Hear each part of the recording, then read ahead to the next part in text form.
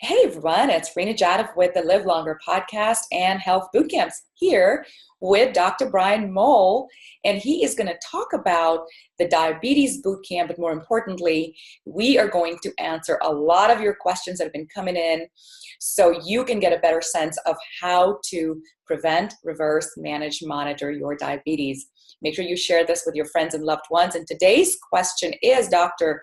Mowll, the biggest question everyone asks is, why me? Why did I get diabetes, Dr. Mowll? My friend eats sugar. My uncle drinks like a fish. Why don't they get diabetes? Why me?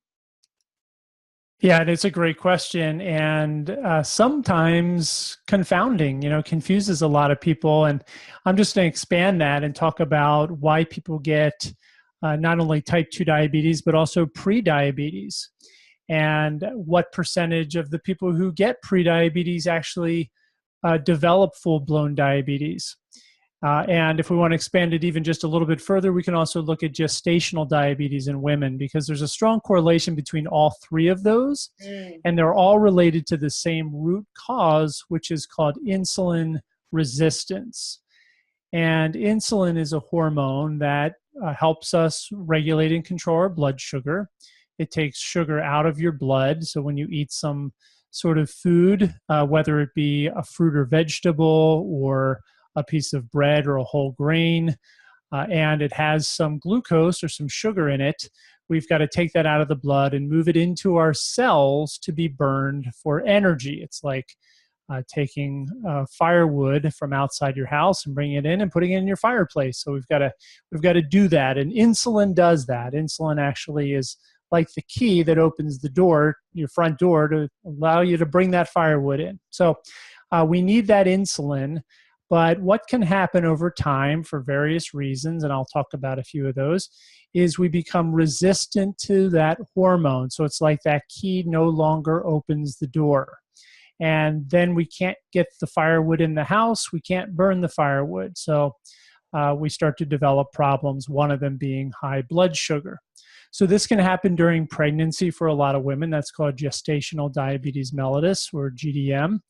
It can happen for people who start to move along that path slowly, and that's called pre-diabetes. And we can talk about the different lab values associated with that. But pre-diabetes is essentially elevated blood sugar, but not quite into the diabetes range yet. And then, of course, we have full-blown type 2 diabetes.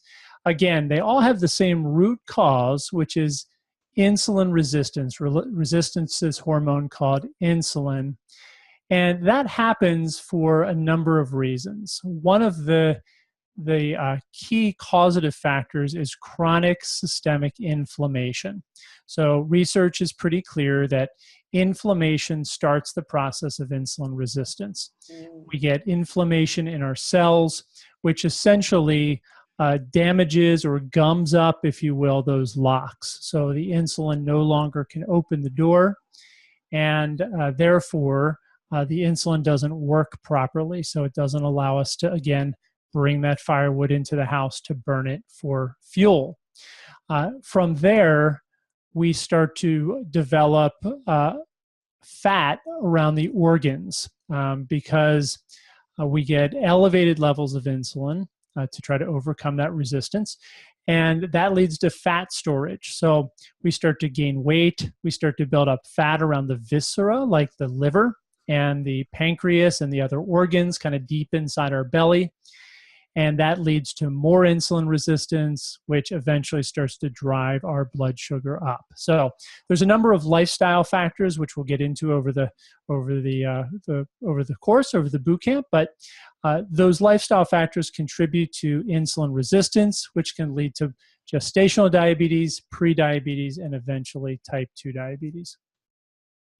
And the reason that I am pre-diabetic is just because of how my body's structured, correct? Or if I do have type 2 diabetes, because why is it that my insulin resistance is an issue versus someone who, is eating sugar all day long and drinking like a fish and still doesn't seem to have any issues? Right. I mean, you could say the same thing about Alzheimer's disease, heart disease, different forms of cancer. We have genetic tendencies towards what are called certain phenotypes or certain displays of health. Our genes express themselves differently from one person to the next. So a certain level of chronic inflammation, systemic inflammation in person A might lead to certain problems, maybe an autoimmune disease, for example, where in person B, they might start affecting insulin signaling and lead to gestational diabetes or prediabetes. And in others, they may not develop those, but they may develop Alzheimer's disease from the inflammation in the brain. So chronic systemic inflammation is, of course, the root cause of a lot of problems, but it can affect different people in different ways based on their genetic type. And we know that stress and other lifestyle changes can actually reduce inflammation, which means that they might also be causative, right? So if one person has a lot more stress in their life, isn't sleeping very well, they probably have a higher likelihood of developing insulin resistance than someone who, even if they eat crap, sleeps like a baby at night, gets their 8 hours of sleep and really has not much stress in their lives. Right. So you're talking about what we sometimes term the cause of the cause, or some people say the root cause, which brings us back to these lifestyle factors. You're right. And it's all the different things that contribute to inflammation and fat storage around the organs, which a lot of that is diet. Much of it is related to stress and sleep and lack of exercise, and just really moving away from living in a natural state. We live probably the furthest away from nature than we ever have. We move less, we sit more. We don't eat a great diet. Unfortunately, it's highly processed, highly refined. We have way more stress than we used to, and we're not sleeping like we used to.